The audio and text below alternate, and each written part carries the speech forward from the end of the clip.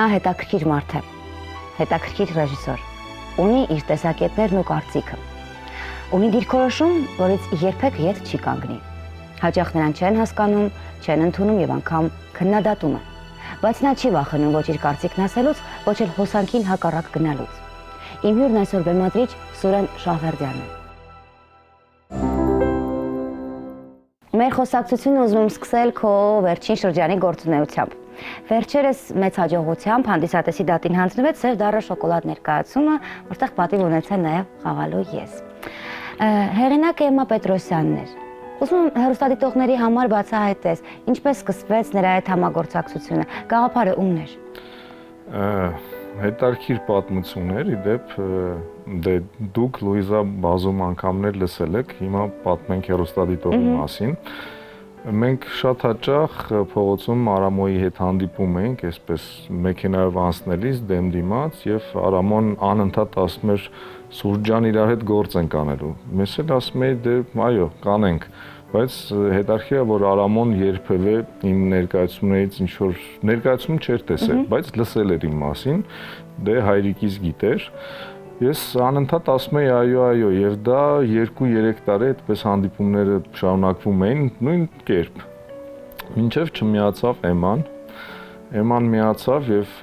օրերից մի օր ինձ հրավիրեց իրենց տուն եւ հետաքրքիր մի պիես էր գրել, որը կարդաց, մոնոդրամա էր եւ իսկապես հետաքրքիր էր, բայց ես այսպես ասացի, Էմմա, ես մոնոթատրոնը ընդհանրապես չեմ սիրում եւ մոնոդրամաներ չեմ սիրում։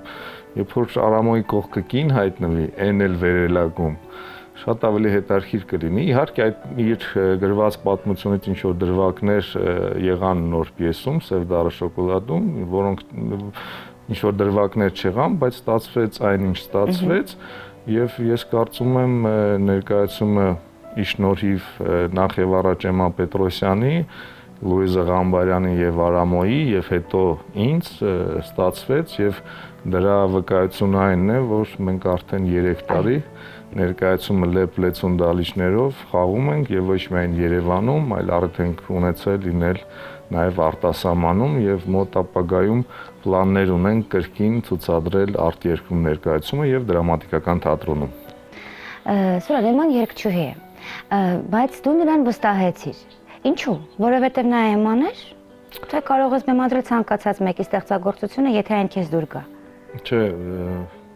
նշանակություն չունի մասնագիտությունը եւ ես չեմ համարում, որ Էմման միայն երգչուհի է։ Նախ Էմման իր խառնվածքով ստեղծագործող մարդ է, որը որ նաեւ շատ հետաքրքիր գրում է եւ ոչ միայն գրում է, բոլորը գիտեն, նա ջութակ է նվագում շատ հետաքրքիր, բացի այն, որ երգում է։ Եվ ընդհանրապես հետաքրքիր ներաշխարհ ունեցող մարդ է։ Իսկ ես հավատացնում եմ, այն մարդը, որը որ կարող է գեղեցիկ SMS գրել, բովանդակալից գեղեցիկ, կարող է մի քանի SMS իրար միացնի եւ ստացվի ինչ-որ մի պատմություն։ Իսկ հետաքրքիր աշխարհու հայացք ունեցող ռեժիսոր կամ նա, ով որ կարող է այդ ամենը համախմբել եւ ստեղծագործություն դարձնել բեմում կամ էկրանում, կարող է այդ ամենը կազմակերպել։ Այնպես որ իմ կարծիքով այսօր շատ դրամատուրգներ կան, որ ուղղակի ձայնագրող սարքը ձեռքին այս կամ այն պատմությունը ձայնագրում են, հետո ինչ որ կերպ խմբագրում եւ այդ ամենը նկարվում է հեռախոսով ինչ որ մի ֆիլմ, ուղարկվում է փառատոն եւ տեսնում են, որ շատ հետաքրքիր, շատ բովանդակալից ստեղծագործություն է։ Այսինքն ինչ որ երկար ճանապարհ անցնել, որպեսզի գրես կամ ստեղծագործես, ես կարծում եմ դրա կարիքը չկա։ Եթե մարդը ի ծնե շնորհք ունի եւ հետաքրքիր է, հետաքրքիր աշխարհայացք ունի, նա կարող է իրեն դրսևորել արվեստի որից մի ասպարեզում։ Իդեպ նոր դրամատուրգների մասին, ժամանակակից, որքանով ես հետևում նրանց աշխատանքներին, ծանոթ ես եւ արդյոք նրանք քեզ դուր են գալիս թե ոչ։ Ես պարբերաբար իմ էջի վրա հաղորդագրություններ եմ ստանում, Facebook-յան իմ էջի վրա, աշխարհի տարբեր ծայրերից, որ մենք գիտենք ձեզ, մենք առիթ ենք ունեցել ներկայացում նայել այս կամ այն փառատոնին, ծագումով հայ ենք, կիսով չափ հայ ենք եւ ոչ միայն հայեր, այլ ռուսներ, մենք գրել ենք որից մի պատմություն, մի պիես, խնդրում եմ, եթե հնարավոր է կարդացեք, եւ ձեր կարծիքը հայտնեք, արդյոք հնարավոր է համագործակցենք, բեմադրենք կամ կյանքի կոչենք։ Բարբերաբար ստանում եմ, բացի այդ դե հիմա նոր դրամատուրգները, նոր դրաման բավականին մաչելի եւ հասանելի է եւ շատ թարգմանվում է, հատկապես ռուսերեն, ցավոք սրտի հայերեն շատ չեն թարգմանում, ես հաճախ հետևում եմ եւ ուսումնասիրում եմ եւ գիտեմ զարկերակը նոր դրամայի, ցավոք սրտի այս պահին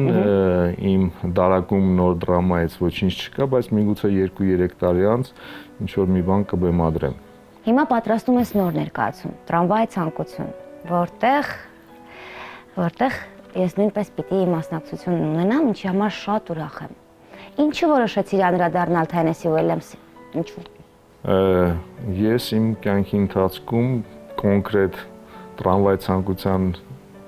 տրամվայի ցանկությանը արդեն անդրադառնում եմ 3-րդ անգամ։ Առաջին անգամ դա 99 թվականին Սունդուկյան թատրոնում, դա իմ դիպլոմային աշխատանքն էր եւ այն ժամանակ ներկայացումը ստացվեց եւ շատերը ասում էին դե դա Սուրենը չբեմադրեց, դա հայրը բեմադրեց։ Իսկապես այդ ասացվածքի մեջ, այդ ասվածի մեջ ճշմարտություն կար, որովհետև հայրս բեմադրության գեղարվեստական ղեկավարն էր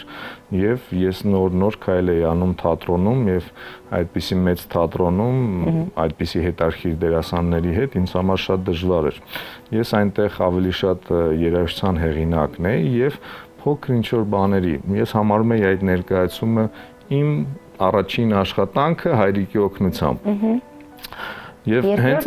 այդ ժամանակ ես այդ խնդրից որ անդադ փսփսում են, կոմպլեքսավորվում էի եւ ինձ անընդհատ ոնց որ այսպես մատով ասեն դե ինքը անել չգիտի։ Հետո իհարկե ուրիշ ստեղծագործություններ արդեն որ սկսեցի բեմադրել, լիովին ուրիշ ոճի, ուրիշ աշխարհայացքով, ուրիշ ֆորմայով, ուրիշ տեսակով, շատերը հասկացան, որ իսկապես իմ թատրոնը այն թատրոնն է, որը հիմա տեսնում են։ Երկրորդ անգամ Ռումինիայում առիթ ունեցա ներկայացումը բեմադրել, իհարկե բոլորովին այլ ներկայացում էր, Սունդուկյան թատրոնի ներկայացումից շատ տարբերվում էր եւ մինչեւ այսօր այնտեղ 2007 թվականին եմ բեմադրել այնտեղ, արդեն 10 տարի այդ ներկայացումը այնտեղ խաղացվում է եւ շատ սիրում են այդ ներկայացումը, դա ուրիշ ներկայացում էր։ Հիմա այն ներկայացումը, որը մենք անում ենք միասին Լուիզա եւ դու պիտի քո վրա վերցնես ամենածանր բեռը Բլանշ Դյուբուայի դերակատարումը, սա լիովին այլ ներկայացում է, որովհետեւ այստեղ եւս ես կերպարներ կա, դու քաջատեղյակ ես, կրճատել եմ եւ սա ուրիշ ներկայացում է, ես բոլորին հրավիրում եմ դրամատիկական թատրոն դիտելու տրամվայի ցանկություն ներկայացումը, հավաքվել է ստեղծագործական մի խումբ, որը շատ հետաքրքիր է, նշենք, որ Արման Նշանյանն է զբաղված ներկայացման մեջ, Ստենլի Կովալսկու դերում, Նարինե Պետրոսյանը խաղում է Բլանշ Դյուբուայի քույրը, Ստելլայի դերակատարումն է նրանը, եւ մեր բոլորի կողմից սիրված Արամոն խաղում է Միչի դերը։ Բեմադրությունը Սուրեն Շահվերդյանին։ Մոտ օրերս կհանդիպենք Երևանի դրամատիկականում։ Դու անկախ ռեժիսոր ես, Սուրեն, ոչ մի թատրոնում չես աշխատում։ Այս մասին բազմիցս խոսվել է։ Սա արդյոք առավելություն չէ։ Չէ՞ որ եթե որևէ թատրոնում լինես, չես կարող նույնքան ազատ ստեղծագործել։ Չէ, եթե ճիշտը ասեմ, դա առավելություն չէ, որովհետև եթե որևէ թատրոնում պետական այսպես պետության հովանու ներքո բեմադրեմ, կբեմադրեմ այն ինչ ցանկանում եմ։ Այսինքն կստեղծագործեմ այն ոճի մեջ, որի մեջ մինչև վերջերս ստեղծագործել եմ եւ կվերցնեմ այն պիեսները, որոնք որ ինձ համար կարեւոր չեն, արդյոք Հայաստանում կվաճառվեն, կդիտվեն, թե չեն դիտվի։ Նմանատիպ պիեսներ են ժամանակին Փսիխոս 448 պիեսը, Աղախիններ պիեսը եւ Էլի պիեսներ կան, որոնք որ պետական ֆինանսավորմամբ են եւ ես չէի մտածում վաճառելու մասին։ Այսօր, երբ որ ես իմ գլխի տերն եմ, ես մտածում եմ նախ եւ առաջ վաճառելու մասին, որովհետեւ թատրոնը վերցնում եմ վարձակալությամբ, տոմսերի վաճառքը մեծամասամբ գովազդը եւ բոլոր խնդիրները ինձ վրա են եւ դա բարդ է։ Այսինքն ես ինչ որ առումով նայում եմ, թե ինչ կարող եմ վաճառել եւ ստեղծագործում եմ այն շրջանակի մեջ, որը որ կարող եմ վաճառել։ Բայց եթե ինձ հնարավորություն տրվի բեմադրել, ինչպես մյուս ռեպերտուարային թատրոններում բեմադրում են ռեժիսորները, ովքեր աշխատում են այն, ինչ նրանք ցանկանում են եւ նրանց համար կարեւոր չէ արդյոք վաճառվելու է թե ոչ, ես ավելի երջանիկ կլինեմ եւ ավելի համարձակ իմ ընտրության մեջ եւ իմ քայլերում։ Սուրեն, ասա խնդրում եմ անկեղծ, չես վախենում փակուղու առաջ կանգնել, այսպես գնալով։ Այսինքն եթե միայն արտադրանքը վաճառելով ստեղծագործես։ Չեմ վախենում, որովհետև տարին 1-2 անգամ արտերկրում արդեն եմ ունենում բեմադրություն անել, այնտեղ բեմադրում եմ այն, ինչ ցանկանում եմ եւ բոլորովին կարեւոր չէ ինձ համար արդյոք կվաճառվի թե ոչ։ Փառք Աստծո, այնտեղ վաճառվում է, որովհետև այն երկրներում, որտեղ որ բեմադրում եմ, թատրոնը մի փոքր ավելի այլ կարգավիճակում է եւ հանդիսատեսը իսկապես սիրում է թատրոն եւ թատերասեր է եւ ի ուրախության ինձ եւ բոլորին ասեմ, որ այնտեղ ներկայացման համար տոմս գտնելը 1 ամիս, 2 ամիս առաջ շատ դժվար է։ Չեմ ասում 2-3 օր առաջ ներկայացումից առաջ կամ ինչպես Երևանում է, կարող են մոտենալ թատրոնին եւ 15 րոպե առաջ գնել ներկայացման տոմս եւ դիտել ներկայացումը։ Մենք մի փոքր այդ մշակույթից հետ ենք մնացել։ Պատճառը չգիտեմ ինչ, այսինքն երևի թե գիտեմ, մարդիկ այնքան են կենցաղային հոգսերով տառապում եւ առօրյա խնդիրները այնքան շատ են եւ միգուցե նաեւ մեր քաղաքում, մեր պետության մեջ թատրոններն են շատ, որ ուղղակի դրա ժամանակը չէ, այսինքն ավելի հրատապ խնդիրներ կան եւ երևի ավելի հետաքրքիր վայրեր, որտեղ որ կարող են մարդիկ ժամանակ անցկացնել։ Սուրեն, երբ մենք զրուցում էինք հայրիկիդ Վահե Շավերդյանի հետ, նա ասաց, որ ստեղծագործական անհամաձայնություններ հաճախ են լինում։ Սովորաբար ով է լինում զիջողը կամ հարմարվողը, ընդունում ես դրա նկատողությունները, դիտողությունները։ Ես ժամանակին, երբ որ Սնդուկյան թատրոնում ներկայացում էի բեմադրում եւ նա թատրոնի ղեկավարն էր, ինձ անսպառ հնարավորություններ եւ ազատություն էր տրված։ Միայն մի հարցն էր իսկապես շատ խիստ դրված, որ նա փորձերի ընթացքում պետք է երբևէ ներկա չլինի։ Ի պաշտոնե որպես գեղարվեստական ղեկավար կարող է գալ այն օրը, երբ որ գեղխորհուրդը ներկայացում ընդունում է կամ ոչ։ Այո, տարաձայնությունները շատ են եւ ես շատ հաճախ համաձայն չեմ այն որոշ ներկայացումներին, որոնք որ նա բեմադրել է, նա ուղղակի չափազանց սիրում է արտիստին, դրամատուրգին եւ իր ընկերներին։ Այսինքն նա կարող է բեմադրել մի ստեղծագործություն, որպեսզի ուղղակի բարձրացնի հայ դրամատուրգիան։ Այդ գրողները ընկերներն են հայրիկի եւ նա որպեսզի զարգանա հայ դրամատուրգիան բեմադրում է նյութ առանձնապես մի նյութ չի։ Ինձ եթե միլիոններ առաջարկեն, ես այդ նյութին չէի անդրադառնա, որտեղ իրանից առանձնապես մի բան չի ներկայացնում։ Բայց հայրիկը այդ իրենից ինչ որ բան չներկայացնող նյութից սարքում է մի շքեղ հետարքիր ներկայացում եւ այդ process-ը տեղի է ունենում եւ օգնում է կարծես դրամատուրգիային այո բարձրացնելու եւ նա ով գրում է եւս մեկ անգամ գրում է արդեն ավելի հետաքրքիր, ավելի պրոֆեսիոնալ, եթե նյութը ինձ չի հետաքրքրում, ես ոչ մի կերպ չեմ կարող դա բեմադրել եւ նաեւ տարաձայնություններ են լինում տարբեր ուրիշ հարցերում, որ օրինակ զբաղեցնում է այս արտիստին, այլ ոչ թե այն արտիստին։ Օրինակ ես համարում եմ, որ չեմ ուզում կոնկրետ դեպքեր ասեմ, բայց նրա պատասխանը հետաքրքիր է, ասում է ես գեղարվեստական ղեկավար եմ եւ ես պետք է այնպես անեմ, որ թատրոնում պարապ մարդ չլինի։ Պարապ մարդը դա թատրոնի հեղափոխության եւ թատրոնում բազում խնդիրների սկիզբն են։ Բայց ակնառու է, որ այս դերասան այդ դերի համար չէր, այլ թատրոնում կար ուրիշ դերասան, բայց քանի որ այդ ուրիշ դերասանը արդեն զբաղված է, նա աշխատում է այս մի դերասանի հետ։ Այսպիսի խնդիրների հետ բազում անգամներ մենք տարաձայնությունների մեջ ենք, նաև ասեմ, որ հայրիկի հետ իմ կոնֆլիկտը այսօր ես միշտ, հա, եւ քույրիկս եւ մայրիկս խնդրում ենք, որ մի քիչ ավելի զուսպ կյանքով ապրի, ավելի իրեն ազատություն տա։ Նա հնարավոր է օրը այսպես սկսի, հա, առավոտյան թատերական ինստիտուտում դասի լինի, ցերեկը ինչ որ մի թատրոնում Երևանի փորձի, նրա ներկայացումները հիմա տարբեր թատրոններում են, երեկոյան Վանաձորում փորձի եւ վերադառնա Երևան քնելու, որպեսզի մյուս առավոտ կրկին Երևանում ինչ որ գործ ունի, դասի է։ Սա իր տարիքի հետ հեչ չի բռնում ու մենք իսկապես շատ անհանգստանում ենք, որովհետև անընդհատ առողջական խնդիրներ ունենում։ Ես այսօր ցանկանում եմ, որ մի փոքր ավելի զուսպ կյանքով ապրի։ Իսկ ես հիմա հասկացա, որ դու ինչքան շատ ես սիրում հորդ։ Այդպես է։ Եվ դե այն ամենը ինչ ես ունեմ եւ ճաշակի առումով եւ աշխարհայացքի գաղտնիք չէ, բոլորը գիտեն, ես մեծացել եմ թատրոնում, ես անընդհատ թատրոնի հետ տեղաշարժվել եմ, այս քաղաքից այն քաղաք, այս հյուրախաղից այն հյուրախաղ եւ դժվար չէր հարմարվել, հա, որովհետեւ բոլորս գիտենք իսկապես դու ծնվել ես Վանաձորում, բայց կյանքի բերումով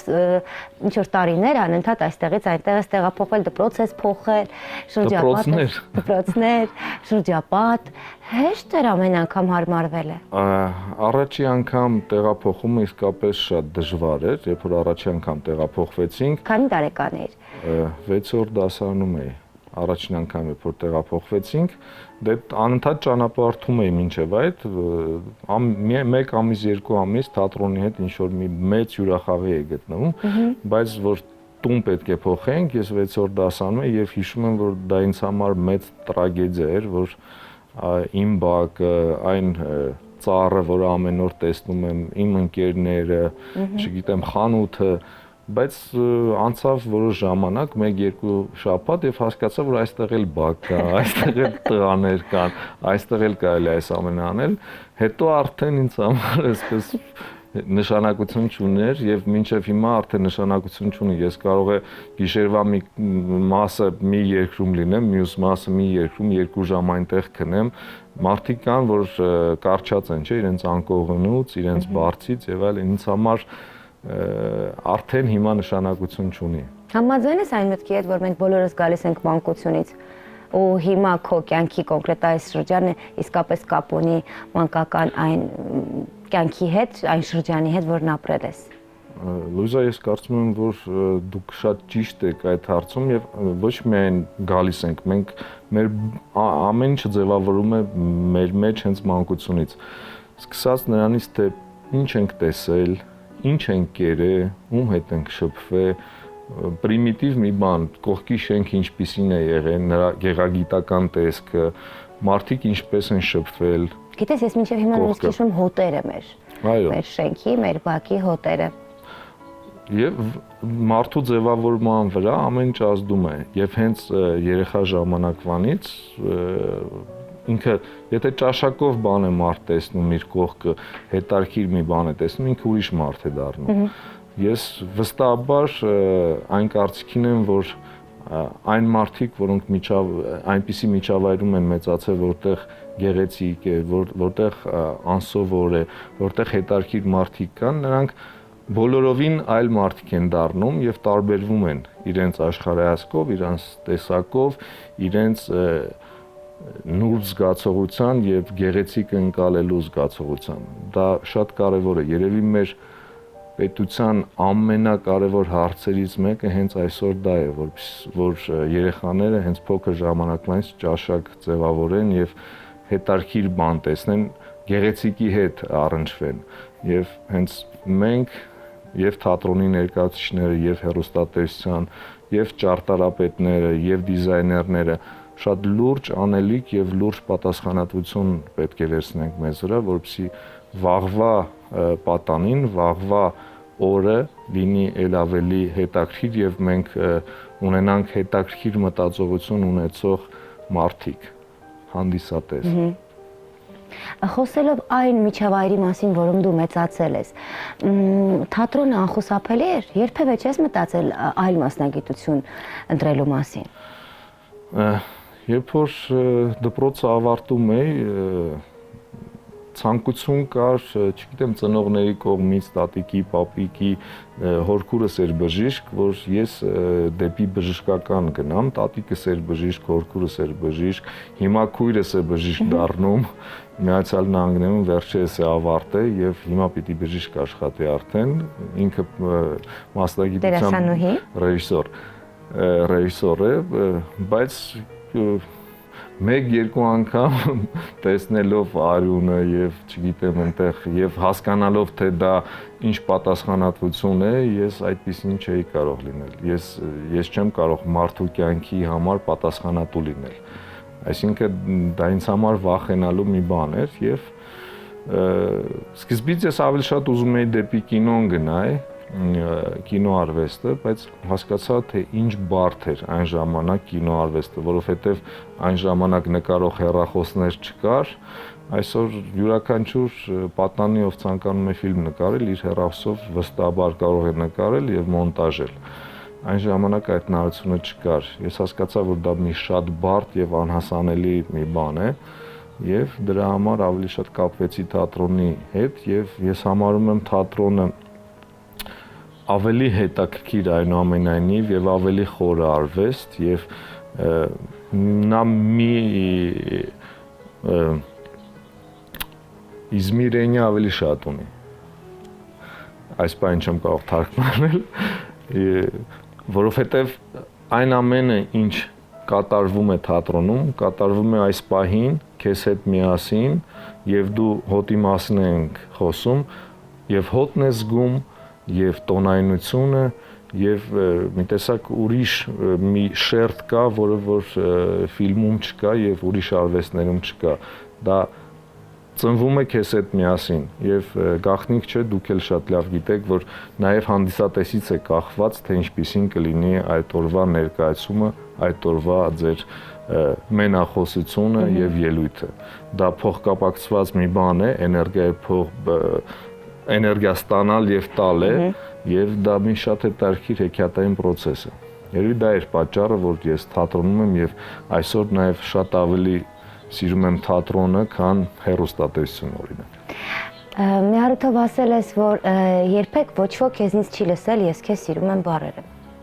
Դա իսկապես այդպես է։ Այո։ Եվ ինչու չես խոսում այդ մասին։ Դա իսկապես այդպես է, որովհետև Լուիզա, ես կարծում եմ, որ երբ որ արտաբերում ես այդ ես քեզ սիրում եմ բառը, ինքը մի տեսակ արդեն արտաբերված է եւ կարծես թե իր գինը մի փոքր արդեն ավելի փոքր է դառնում, քան կա։ Այսինքն շատ դժվար է ասել։ Ընկերական ես քեզ սիրում եմ եւ այլն խոսքը այն սիրո, այն արտահայտման մասին է, որ կանես նրան, ում որ պետք է անես։ Մի տեսակ փայփայում եմ եւ շատ զգուշորեն եմ վերաբերում այդ արտահայտությունը։ Հրաշալի է, բայց ամեն դեպքում ինչպես ես արտահայտում սերդ։ Լուիզա, սերը կարելի է արտահայտել հայացքով, գործով, այո, ասում եմ, любовь доказывает поступками։ Այսինքն քո վերաբերմունքը, քո հոգատարությունը, քո առօրյա բարի լույսը, այն մարդուն, ում սիրում ես դու անընդհատ ասում ես բարի լույս եւ ասում ես բարի գիշեր, քո օրվա ընթացքում հետաքրքրվելը նրա կյանքով, որտեղ է, ինչ է, արդյոք խնդիր ունի, չունի, ինչով կարող ես օգտակար լինել, բազում արտահայտելու այլ միջոցներ կան։ Կարող ես օրը 35 անգամ ասել ես քեզ սիրում եմ, բայց դա ոչինչ չնշանակի։ Իհարկե ճիշտ ես, բայց ամեն դեպքում կանայք սիրում են ականջներով եւ օրը 35 չէ, բայց մեկ անգամ գոնե հաստատ հաճելի է։ Նախադասություններ կա, որոնք կարելի է շատ օգտագործել։ Ես քեզ սիրում եմ ինքը արտաբերելուց իմ կարծիքով, չգիտեմ, միգուցե սա նույնպես բարդույթ է, իմ կարծիքով ինքը փոքրանում է, ամեն անգամ արտաբերելուց սիրում եմ ես քեզ։ Դա կփորձեմ։ Սիրելի Սուրեն, ունես երկու բալիկ։ Տղատ Վահեն եւ աղջիկդ Նարեն։ Միթե նրանց էլ երբեք չես ասել, որ սիրում ես։ Չէ, դա ուրիշ բան է։ Չէ, ես ուրիշ ես քեզ սիրումի մասին եմ խոսել, որ ես չեմ ասում, չէ, իհարկե ես իմ սերը անընդհատ արտահայտում եմ եւ շատ հետաքրքիր երեխաներ ունեմ եւ շատ յուրահատուկ իրարից շատ տարբերվող տղաս մի ուրիշ բևեռ է, նա չգիտեմ ուր է հասնելու, ինչ է անելու, որովհետեւ նա արդեն մոտ 7-8 տարի կարող է եւ ինձ նկատողություն անել, ինչ որ հարցում եւ մայրիկի հետ տարաձայնություններ ունենա եւ այսպես չգիտեմ որտեղից է ինքը եթե մի բան որոշել է եւ մի բանի մասին իր կարծիքը ունի, ուզում է Աստված վերևից իջնի, նա այդ կարծիքին է, ամեն ինչ կանի որպեսզի ապացուցի, որ ինքը ճիշտ է եւ իր տեսակետը ամենաճիշտն է եւ ամենահետաքրքիրը։ Շատ հաճախ ես լուրջ կոնֆլիկտներ եմ նրա հետ ունենում։ Չես տեսնում քո մեջ իրեն։ Տեսնում եմ, երևի կա, երևի շատ կա եւ օրինակ նա իր պապիկի հետ շատ ավելի հեշտ է լեզու գտնում, որովհետեւ պապիկը մի քիչ ավելի զիջող է եւ ավելի հասկանում է նրան։ Իմ տղայի հետ ինձ այսօր շատ բարդ է։ Նա ընդամենը հիմա այս տարի 15 տարեկանը կլրանա նրա, բայց կարծես մի հատ հասուն մեծ տղամարդ լինի, ում հետ պետք է հաշվի նստես։ Եվ իսկապես շատ բարդ է։ Նրա միշտ դասատուներն էլ են նրանից բողոքում, որ նրա հետ բարդ է, ասենք կարող է ինչ որ մի պատմական հարցի շուրջ լուրջ վեճ դառնա եւ կարողանա ապացուցի դասատուին, որ ոչ, ես ճիշտն եմ, որովհետեւ այսպես է։ Չգիտեմ, ճապոներեն է ուսումնասիրում, չիներեն է ուսումնասիրում, աղջկաս հետ շատ ավելի հեշտ է, որովհետև նա աղջիկ է եւ որովհետև ուրիշ խառնվածք ունի, շատ քնքուշ, հետաքրքիր մի էակ, որը որ ընկերասեր մեր բակում այսպես շարք են կանգնում երեխաները եւ բոլորը միասին առավոտյան գոռում են նարե, նարե իջի բակ։ Այսպես աղջկաս մոտ շատ լուրջ լիդերի հատկություններ կան, որ կարողանում է միախմբել, կարողանում է ընկերություն անել, շատ ընկերներ ունի։ Եթե միասին ինչ-որ մեկի տանը չի, դասարանցու կամ բայկում ինչ-որ մեկի կամ մեր ընկերների զավակների տանը, ապա նա իր շուրջ հավաքում է վիրտուալ, այսպես, եւ շփվում է հեռախոսով կամ, չգիտեմ, կապի այլ միջոցներով, անընդհատ ակտիվ, աշխուժ, հետաքրքիր երեխաներ են եւ հետաքրքիր են ձևավորվում։ Նաև պատճառը իհարկե մենք ենք, որովհետև այդ երեխաները նույնպես փոքր ժամանակվանից 1-2 տարեկանից աշխարհի որ ծայրում ասես չեն եղել, մեքենայով բազում անգամներ ինձ հետ Եվրոպայից, Հոլանդիայից մեքենայով վերադարձել են Հայաստան, մեքենայում քնելով կամ հյուրանոցում կամ Սան Մարկո հրապարակում գիշերը գտնվելով, մի խոսքով տեսել են շատ ավելին, քան իրենց հասակակիցները տեսել են, 1-2 անգամ տարին թռնում են Միացյալ Նահանգներ եւ այնտեղ նրանց ամեն ինչ ցույց են տալի, եթե ես այնտեղ չեմ, մի խոսքով ճիշտ ուղու վրա են, տեսնենք ինչ է լինելու։ Դու երազում ես քո սեփական փոքրիկ թատրոն ունենալու մասին։ Դա դեռ շարունակում է մնալ այն կարևոր երազանքը, որ կա քո կյանքում։ Այո, դա իմ ամենակարևոր երազանքն է, Լուիզա, դուք գիտեք շատ լավ, ես բազում անգամներ խոսել եմ դրա մասին եւ այդ երազանքը կարծես մոտենում է, որովհետեւ ես հասկանում եմ, որ այսօր հնարավոր է բանկային համակարգը օգտագործելով լուրջ վարկ վերցնել։ Դու պատրաստ ես դրան։ Այո։ Ես պատրաստ եմ եւ ես գնում եմ դրան, որովհետեւ ունեմ ընկերներ, որոնք ասում են ինչ-որ մասով մենք կօգնենք, բայց ես հասկանում եմ, որ դա բավական չէ։ Ես իսկապես պատրաստ եմ իմ ամբողջ կյանքը այդ փոքրիկ թատրոնը պահել եւ բանկին վերադարձնել այդ գումարը եւ տոկոսները, միայն թե իմ գաղափարը կյանքի կոչել։ Դա երազանք է, որը որ պիտի լինի եւ ես ինքս վստահ եմ եւ ամեն ամիս ավելի մոտենում է այդ նախագիծը, ինքը արդեն մոտարպես նույնիսկ ոչ միայն իմ ուղեղում, այլ 3D տարբերակում կա, գծված է եւ մոտ ապագայում կյանքի կկոչվի։